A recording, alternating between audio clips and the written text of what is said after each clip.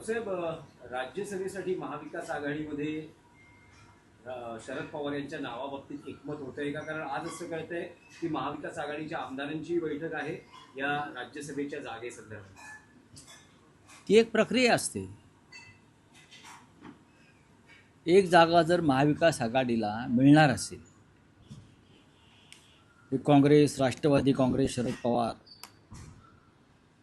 शिवसेना, उद्धव बाळासाहेब ठाकरे, तर तिन्ही पक्षांना एकत्र बसून निर्णय घ्यावे लागतील ना. मग त्यात अशी बातमी काय आहे? विधान परिषद आहे आणि राज्यसभा आहे. ह्या दोन्ही बाबींवरती एकत्रित बसून निर्णय घेतल्याशिवाय कोणतीही निवडणूक ही पुढे जाणार नाही. आणि त्या दृष्टीनं आमदारांची एकत्र बैठक घेणं, नेत्यांनी चर्चा करणं, या गोष्टी ओघानं आल्या. आणि या निवडणुकीची तयारी फक्त महाराष्ट्रात नाही, ते देशभरामध्ये राज्यसभेच्या द्विवार्षिक निवडणुकीची तयारी सुरू आहे.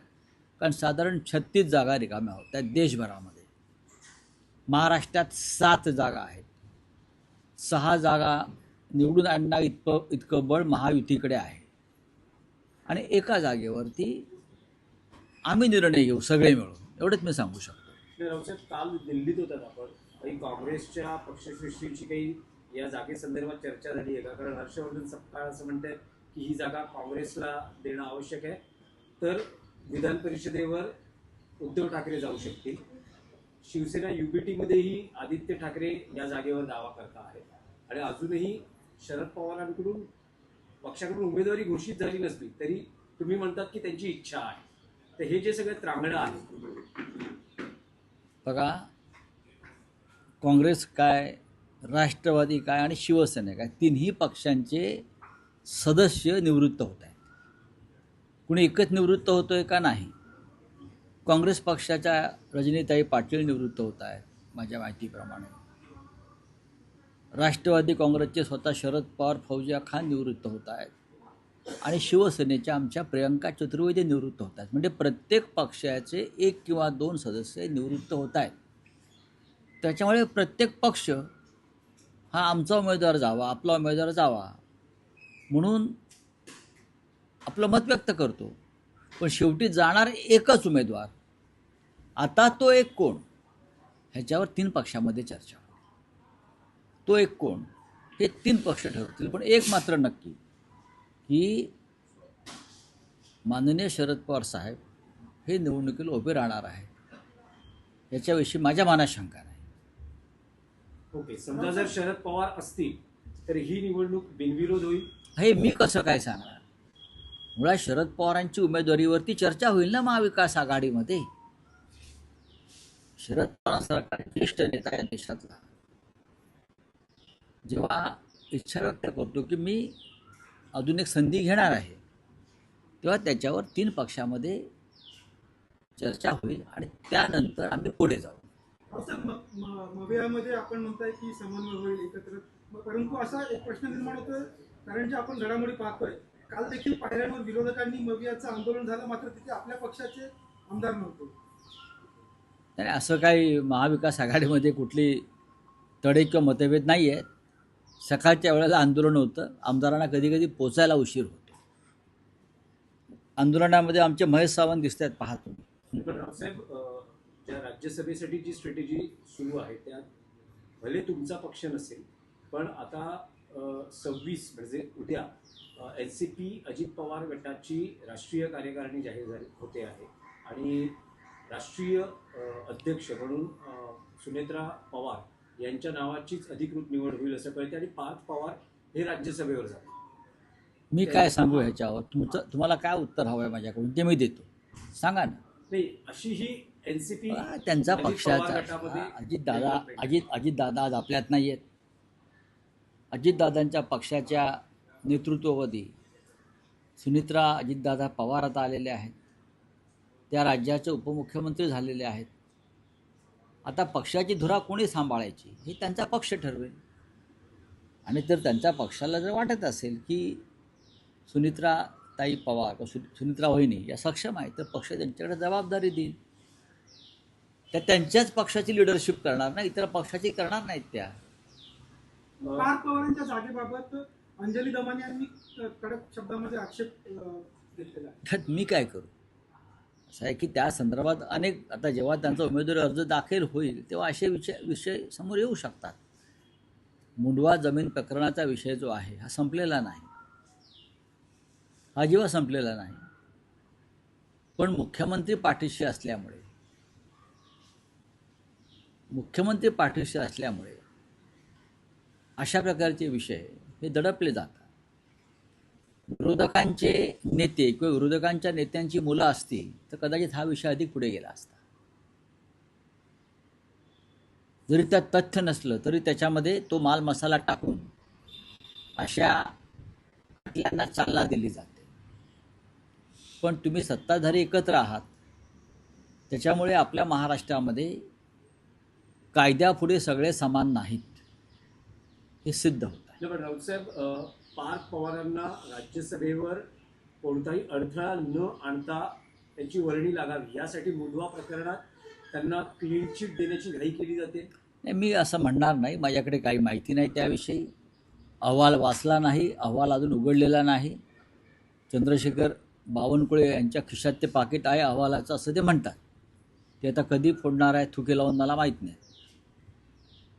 राऊतसाहेब, आणखी एक विषय होता की अजित पवार यांच्या अपघाती मृत्यू प्रकरणात रोहित पवार अनेक खुलासे करतायत, अनेक पत्रकार परिषदा घेत आहेत. पण काल जे DGCAचं प्रसिद्धी निवेदन आलं आहे, ज्यात VSR कंपनीवर जी कारवाई किंवा एक ऑडिट आपल्याला दिसते आहे, काही उड्डाणं किंवा काही त्यांची विमानं ही आता त्यांना उड्डाणास मनाई करण्यात आली. जास्त एका विशिष्ट जातीचं जे उड्डाण आहे, विमान आहे, त्या विमान उड्डाणास DGCAनं परवानगी नाकारली आहे. संपूर्ण त्यांचं मेंटेनन्स ऑडिट समोर येईपर्यंत.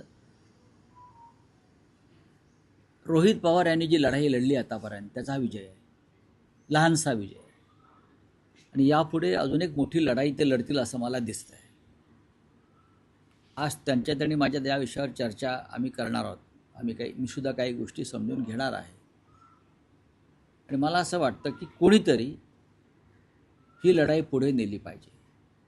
अजितदादांच्या निधनानंतर सगळे आजही ज्या पद्धतीचं मी वातावरण शोकसभेत पाहिलं मी शोकसभेतलं वातावरण, पहिल्या रांगेमध्ये कसे हास्यविनोद चालू होते वगैरे सगळं आम्ही पाहिलं, महाराष्ट्राने पाहिलेलं आहे.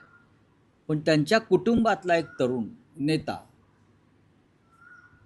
अजित पवारांच्या मृत्यूचं रहस्य शोधण्याचा प्रयत्न करतो आहे. आणि या अपघातामागच्या किंवा घातपातामागच्या खऱ्या गुन्हेगारांना शिक्षा व्हावी म्हणून तो अभ्यास करतोय, लढा देतोय. अशा रोहित पवारांच्या पाठीशी आपण उभे राहिलं पाहिजे.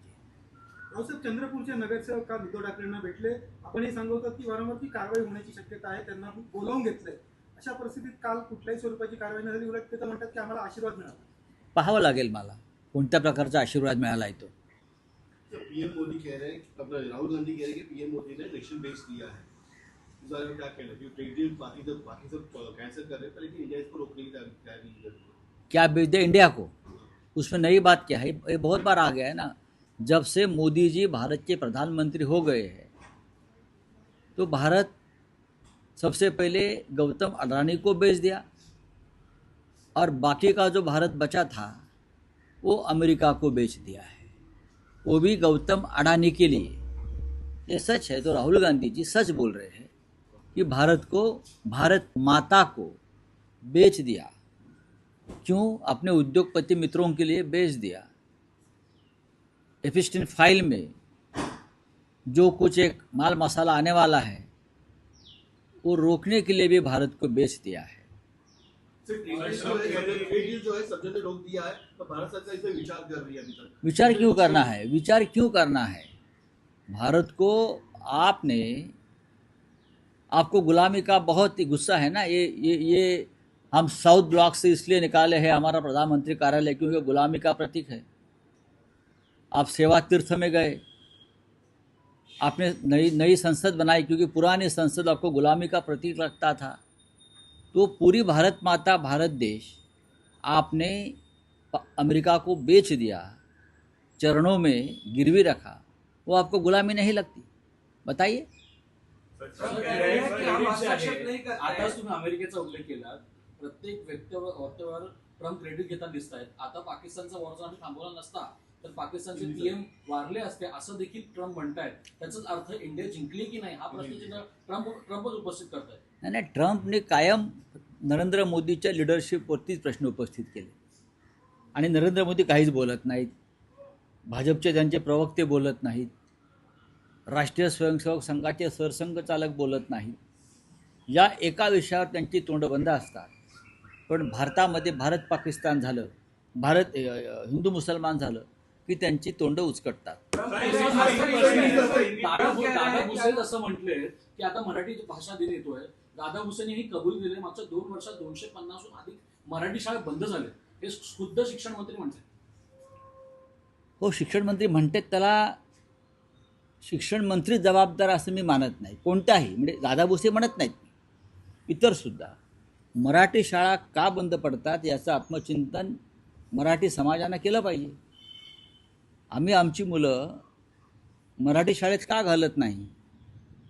आमची मुलं एक तर परदेशात जातात शिकायला, आमची म्हणजे आमची नाहीत, आमची मराठी शाळेतच शिकली आहे बरं, किंवा कॉन्व्हेंट इंटरनॅशनल स्कूलच्या नादाला लागलेले आहेत. त्याच्यामुळे महाराष्ट्राचं आणि मराठी संस्कृतीचं अतोनात नुकसान होतं, हे लक्षात घ्या.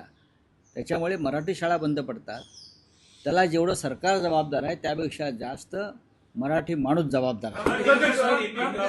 अगर हम हस्तक्षेप नहीं करते तो पाकिस्तान के प्रधानमंत्री की मौत हो जाती. ठीक है, प्रेसिडेंट ट्रम्प के पास ज़्यादा जानकारी है. फिर ऑपरेशन सिंदूर क्यों रोका मोदी जी ने?